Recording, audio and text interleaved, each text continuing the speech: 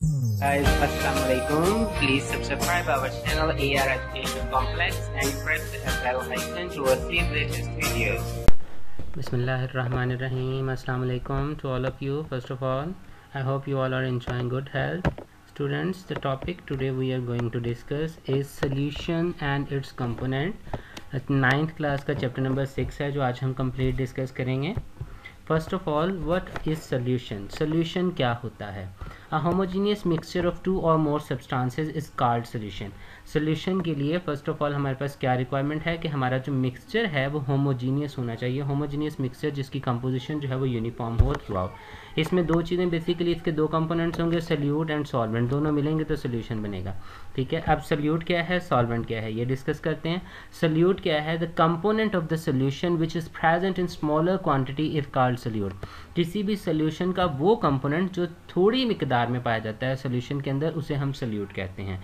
The component of the solution which is present in larger quantity is called solvent. और वो चीज़ जो larger quantity में होगी उसे हम सॉल्वेंट बोलेंगे. इसकी एग्जांपल बहुत सिंपल तरीके से हम ये बात कर लेते हैं कि अगर हम शुगर का सोल्यूशन प्रिपेयर करते हैं विद वाटर, तो इसमें जो शुगर की अमाउंट है वो बहुत थोड़ी होगी, जो हम ऐड करेंगे दैट विल बी सोल्यूट. और जो वाटर होगा, जो हल करने वाला होगा, सॉल्वेंट होता है हल करने वाला, सोल्यूट होता है हल होने वाला, तो जो हल करने वाला है वो हमारा वाटर होगा, सॉल्वेंट.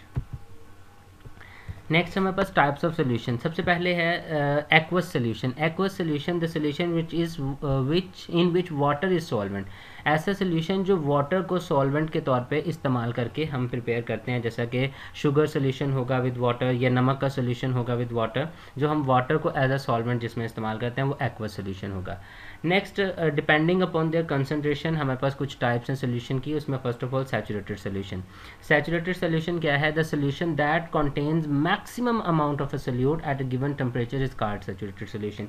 इसकी बहुत सिंपल सी एग्जांपल देता हूँ कि अगर आप रूम टेम्परेचर के ऊपर एक पानी का ग्लास लेते हैं, उसके अंदर कुछ हद तक आप जो है वो कुछ साल्ट ऐड करते हैं, नमक ऐड करते हैं, तो वो नमक उसके अंदर इजीली हल हो जाता है. फिर अगर उसी के अंदर आप और साल्ट जो है वो डालें, उसे हल करें, वो भी हल हो जाता है, और डालें. लेकिन ऐसे करते करते एक ऐसा पॉइंट आएगा जहाँ पे फर्दर जो साल्ट है वो उस टेम्परेचर के ऊपर हल नहीं होगा, तो उस टेम्परेचर पे वो हमारा वो सैचुरेटेड सोल्यूशन बन जाएगा.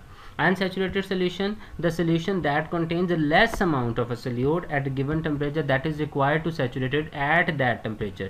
जो किसी स्पेसिफिक टेम्परेचर पे सोल्यूशन को सैचुरेट करने के लिए जितनी क्वांटिटी सोल्यूट की रिक्वायर होती है, उससे थोड़ी क्वांटिटी का जो सोल्यूशन होगा वो अनसैचुरेटेड सोल्यूशन होगा.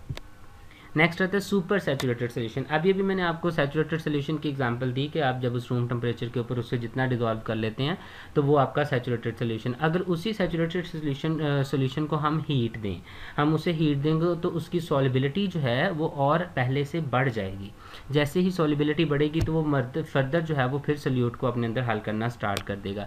लेकिन उस एक कॉन्स्टेंट टेम्परेचर के ऊपर, जो आपने टेम्परेचर बढ़ाया उसे कॉन्स्टेंट रखें, उसके ऊपर अगर आप और सोल्यूट ऐड करते जाएं तो फिर एक पॉइंट ऐसा आएगा जहां पे फर्दर सोल्यूट ऐड नहीं होगा. That point is called as super saturated solution. वो जो हमारा सोल्यूशन होगा उसे हम सुपर सैचुरेटेड सोल्यूशन बोलेंगे. आगे आता है व्हाट इज सोल्यूशन. ये डाइल्यूट सोल्यूशन और concentrated solution on the basis of their percentage, जिनकी जो सोल्यूट की परसेंटेज है उस बेस पे हम बात करते हैं. A solution that contains relatively small amount of solute, जिसमें निस्बतन कम मिकदार इस्तेमाल की जाती है सोल्यूट की, उसे हम डाइल्यूट सोल्यूशन कहते हैं. और जिसमें निस्बतन हम एज़ कम्पेयर टू जो है वो ज़्यादा सोल्यूट इस्तेमाल करते हैं, उसे हम कंसनट्रेटेड सोल्यूशन कहते हैं. अब कंसंट्रेशन जो है ये क्या होती है और इसके यूनिट्स क्या होते हैं. The ratio of the amount to the amount of solute to the amount of solution. Amount of solute को अमाउंट ऑफ सोल्यूशन पे उसकी जो रेशो है उसे हम कंसंट्रेशन कहते हैं. The ratio of the amount of solute to the amount of solution is called concentration of solution. इसके यूनिट्स क्या हैं? मोलैरिटी है, परसेंटेज कंपोजिशन है, मोलैरिटी है, वॉट एवर. इस तरीके से इसकी मेजरमेंट जो है वो हम करते हैं. सबसे पहला है हमारे पास परसेंटेज कंपोजिशन. परसेंटेज कंपोजिशन के अंदर हम क्या करते हैं, सोल्यूट और सॉल्वेंट को कंपेयर करते हैं परसेंटेज के, उसकी जो है वो पर 100 के हिसाब से उसको हम डिस्ट्रीब्यूट करते हैं. तो सबसे पहले हमारे पास मैस टू मैस परसेंट. इसमें जो ये जो है वो नॉमिनेटर है ये रिप्रेजेंट करता है सोल्यूट को, और डिनोमिनेटर जो है वो सोल्यूशन को रिप्रेजेंट करता है। तो अब ये मास टू मास है, इट मीन्स हमने सोल्यूट का भी मास लेना है और आपने सोल्यूशन जो है वो भी आपने ग्राम्स के अंदर ही प्रिपेयर करना है। The number of grams of solute dissolved in 100 gram of solution is called mass to mass percentage. अब फॉर एग्जांपल अगर हम बात करते हैं वाटर के अंदर आपने सोल्यूशन प्रिपेयर करना है, आपने जो है वो साल्ट का सोल्यूशन प्रिपेयर करना है मास टू मास, तो आप क्या करेंगे 5 ग्राम अगर आपने जो है वो साल्ट लिया है तो उसमें 95 ग्राम वाटर ऐड करेंगे तो वो टोटल क्वांटिटी 100 ग्राम होगी और वही उसका mass to mass percentage solution होगा। अब mass to volume percent, mass to volume the number of grams of solute dissolved in 100 centi cubic metre, 100 centi cubic metre के जो अंदर हम उसका सोल्यूशन प्रिपेयर करेंगे। इसमें हम क्या करेंगे, फॉर एग्जांपल आपने 5 ग्राम साल्ट लिया है, 5 ग्राम साल्ट लेके उससे कुछ वाटर के अंदर डिजॉल्व करके टोटल वाटर जो है वो 100 सेंटी क्यूबिक मीटर करेंगे, तो ये हमारा सोल्यूशन होगा मास टू वॉल्यूम। फिर हमारे पास आता है वॉल्यूम टू मास परसेंटेज। अब इसमें आपने सोल्यूट को वॉल्यूम, सोल्यूट का वॉल्यूम मेजर करना है और जो सोल्यूशन है उसका मास आपने टोटल का मास मेजर करना है। इसी तरीके से वॉल्यूम टू वॉल्यूम परसेंटेज आती है, इसमें आपका सोल्यूट भी उसका भी आप वॉल्यूम मेजर करेंगे और सोल्यूशन भी आप वाटर वॉल्यूम के अंदर ही जो है वो कंसिडर करेंगे। इसकी एग्जांपल हम लेते हैं, फॉर एग्जांपल अगर जो है वो आप वाटर के साथ जो है वाटर के अंदर कुछ क्वांटिटी में अल्कोहल डालना चाहते हैं तो आप क्या करते हैं 10% सोल्यूशन बनाना चाहते हैं तो 10 सेंटी क्यूबिक मीटर जो है वो आप अल्कोहल लेंगे और 90 सेंटी क्यूबिक मीटर आप उसमें जो है वाटर ऐड करेंगे तो आपका वो 100 सेंटी क्यूबिक मीटर का सोल्यूशन प्रिपेयर हो जाएगा। नेक्स्ट आता है molarity. Molarity the number of moles of solute dissolved in 1 deci cubic metre of solution is called molarity. एक नंबर कितने मोल्स जो हैं वो 1 डेसी क्यूबिक मीटर के अंदर डिजॉल्व हुए हैं उसे हम मोलैरिटी कहते हैं। Molarity is equal to number of moles of solute divided by volume of solution. इसे हम ऐसे भी लिख सकते हैं mass over molar mass multiply 1 over volume. ठीक है, इसका यूनिट जो होगा वो होगा mole per deci cubic metre. अब मोलर सोल्यूशन क्या होगा, the solution that contains 1 mole of solute in 1 deci cubic metre. ऐसा सोल्यूशन 1 मोलर सोल्यूशन ऐसा होगा जिसके अंदर आपके पास 1 मोल जो है वो डिजॉल्व हो 1 डेसी क्यूबिक मीटर के अंदर। इसको हम प्रिपेयर कैसे कर सकते हैं, 1 molar solution is prepared by dissolving 1 mole of solute in sufficient amount of water to make total volume of the solution up to 1 deci cubic metre. अब इसकी मैं बड़ी सिंपल सी एग्जांपल आपको देता हूँ। NaCl सोडियम क्लोराइड, इसका जो math है हमारे पास वो बनता है सोडियम का 23 और क्लोरीन का 35.5, दोनों को ऐड करें तो 58.5 जो है वो इसका मोलर मास बनता है। अगर आप 58.5 ग्राम साल्ट लें, उसे कुछ वाटर के अंदर डिजॉल्व करें और टोटल वॉल्यूम उसका 1 डेसी क्यूबिक मीटर कर दें तो वो आपका 1 मोलर सोल्यूशन होगा NaCl का। नेक्स्ट आता है डिल्यूशन ऑफ सोल्यूशन। अब एक कंसनट्रेटेड सोल्यूशन है तो उसको डाइल्यूट कैसे किया जाए। अब डाइल्यूट यही तो नहीं कि आप सिंपली उसके अंदर सॉल्वेंट और ऐड करते जाएं कोई आपका जो है वो मैथमेटिकल रिलेशन ना हो। नो, हमें एक मैथमेटिकल रिलेशन के मुताबिक जो है वो उसे डाइल्यूट करना पड़ता है। Dilute solution of required molarity can be obtained by concentrated solution of non molarity.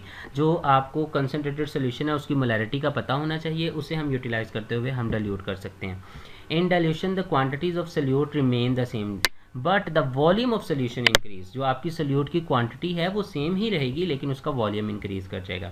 When the volume of solution is increased without increasing solute molarity of solution is lowered, उसकी मोलैरिटी जो है वो lowered कर दी जाती है। अब ये formula होता है M1V1 is equal to M2V2। इसमें M1 और V1 जो है ये मोलैरिटी एंड वॉल्यूम है सोल्यूशन का। जो M2V2 है वो हमारा रिक्वायर्ड होगा कि हमने किस मोलैरिटी का हमने जो है वो किस मोलैरिटी का सोल्यूशन हमने प्रिपेयर करना है। नेक्स्ट आपके पास आती है सॉल्युबिलिटी। सॉल्युबिलिटी क्या है, the number of grams of solute dissolved in 100 gram of solvent to prepare a saturated solution at a particular temperature is called solubility. हल पजीरी इसको उर्दू में बोलते हैं। तो हल पजीरी क्या है कि आपकी वो सोल्यूट की ग्राम्स में वो मिकदार जो 100 ग्राम सॉल्वेंट के अंदर अच्छे तरीके से हल हो और उसका सैचुरेटेड सोल्यूशन एक खास टेम्परेचर पर बनाए। अब इसके फैक्टर्स हैं, फैक्टर्स किस किस चीज़ पर डिपेंड करती है हल पजीरी। पहले नंबर पर है nature of solute and solvent, solute solvent की नेचर पे, सोल्यूट सॉल्वेंट इंटरैक्शंस पे, इफेक्ट ऑफ टेम्परेचर पे।